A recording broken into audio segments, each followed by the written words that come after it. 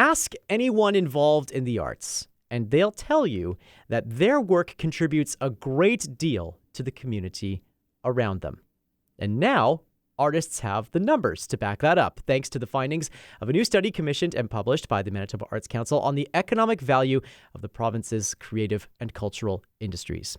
Randy Joyt is the executive director of the Manitoba Arts Council and joins us to break down more of what they found about the more pragmatic contributions that the arts have made to our communities. Thanks for joining us, Randy.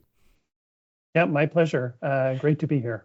So, I mean, it feels sort of trite to frame these contributions from the arts as pragmatic or more easily tangible, maybe is a better way to describe them. But maybe we can start with what inspired the Manitoba Arts Council to commission this study in the first place. You know, Nolan, really, it's about information. And as you said, we know that Manitobans value arts and culture incredibly. In fact, we did kind of a concurrent poll that showed us that when Manitobans speak to folks from out of province about what makes Manitoba special, arts and culture tops the list. And so we know that Manitobans recognize that. But into that same poll, we asked them, what do they value about arts and culture when they attend an event or an activity? And they talk about things like learning new stuff or connecting with their neighbors, socializing. And way down on that list is recognizing that the sector has an impact in terms of economics. And so we wanted information about that. And you know what we found, of course, we did a pretty comprehensive study. And some of us who work in the sector, we knew this, but we didn't have the numbers. We knew it's an incredibly powerful economic engine for Manitoba. So we really wanted to provide that information for everybody to have. And you know, in particular, we're always making decisions about policy and investments. And so we thought that would be useful as well.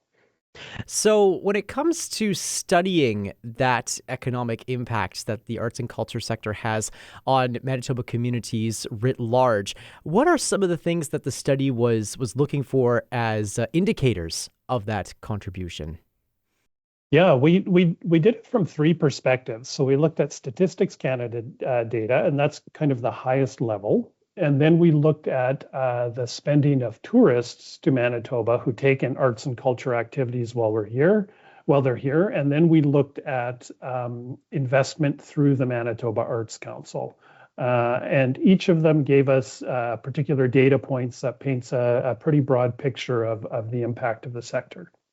Okay. So then we get to the brass tacks. What did the study find when it came to those contributions on a very, again, I hate to say the word pragmatic, but like a very easily digestible level about what the impact is on, well, by extension, the lives of Manitobans when it comes to the monies that they have in their pocket? Mm-hmm. So from the first perspective, the Statistics Canada data, we see that the arts and culture sector contributes 3% to Manitoba's gross domestic product and employs over 20,000 people. I mean, it's really big when you look at it from that high level perspective, and that's comparable to the commercial construction industry.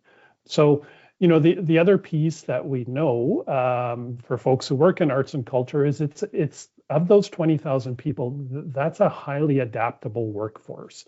You know, they're innovative, they're creative, and they're educated. And so often there's flow between the arts and culture sector and other industries. So that was really interesting.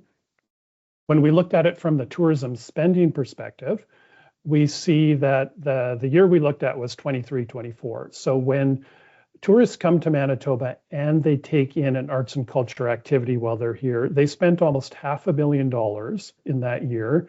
But most notably, I think, is they spend twice as much as the tourists who do not take in an arts and culture activity while they're here. And so that tells us that it's a real value add for the whole tourism spending economy. And then, and I'm sorry to get excited talking about this stuff, but getting into the weeds, that activity contributes another 4,500 jobs. So that's not included in the first 20,000 jobs that I mentioned. And it contributes $78 million in tax revenue directly to Manitoba. So it's like the return on investment is pretty impressive when you look at it from that perspective.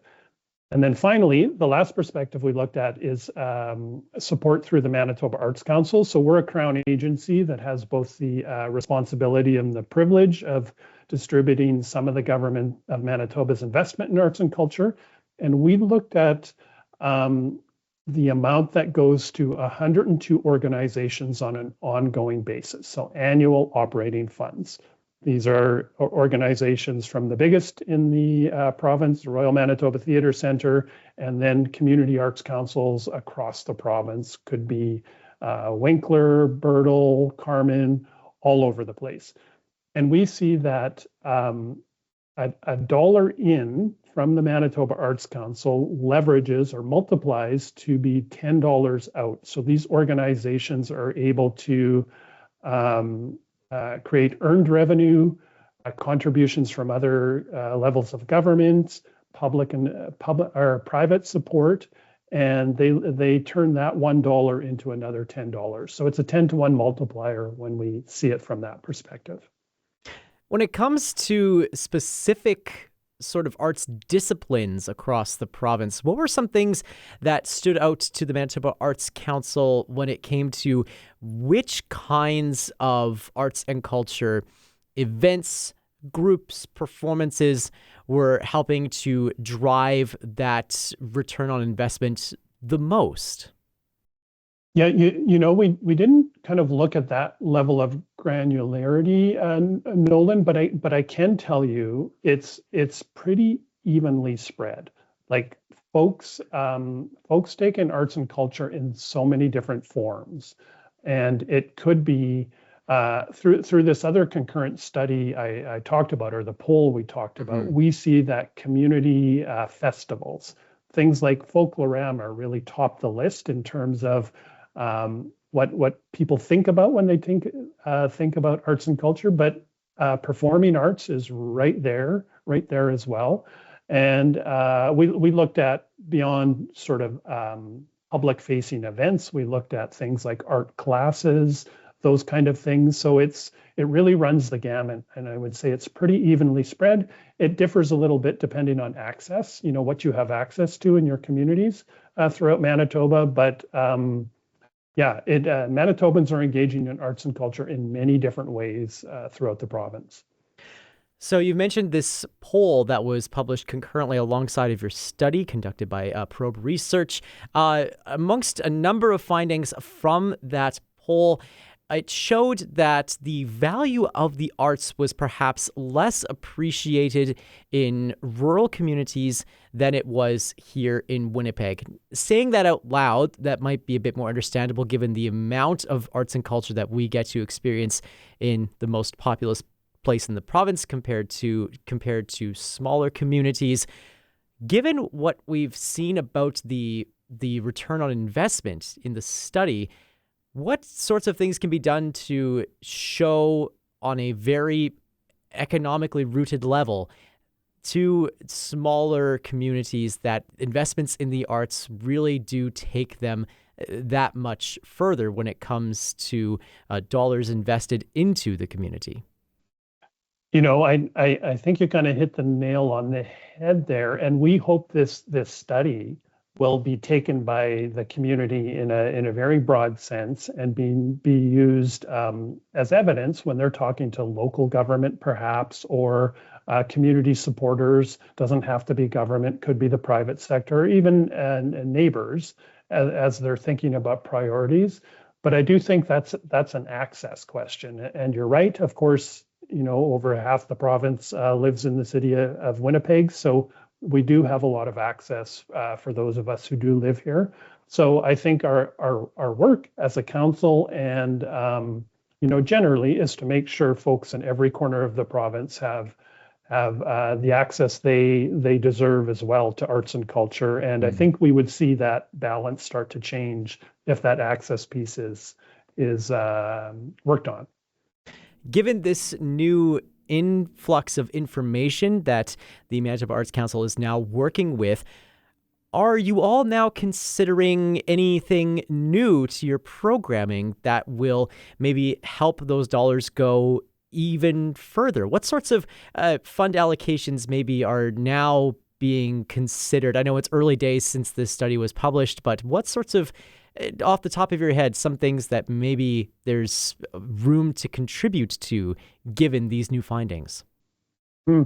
Well, so there's a lot going on with our agency right now. And another thing that's happening is we're just embarking on a new strategic planning process. So we announced this poll and this study at an annual public meeting on October 20th. And we also talked to the community at that point about this strategic planning process that we're engaging in, and invited them to participate through a survey. There'll be some focus groups. And that is really what's going to answer that question that you just asked in terms of priorities. But this information will feed into that process. So we'll have some evidence, some hard evidence, plus we'll have priorities from the community, and we'll be able to bring those together and decide if there's other directions that programs need to go in. There's a lot of conversation about where dollars should be allocated to more broadly when it comes to civic organizations. Obviously, a federal budget, all the talk this week. What kinds of actions would you hope to see governments take, be they municipal, provincial, or federal, based on the findings of your study? Really, I think it's about taking in the information, and I'm very thankful I'm not a finance minister at any level, because we recognize they have kind of ridiculous jobs, and the competing priorities are many. But really, this provides information so that the really tough decisions they have to make are made with that information that maybe a couple of weeks they didn't have. So really, that's our hope through doing this kind of work. Fascinating to hear about this work. We will have more about it at our website, classic107.com, and the Classic 107 app.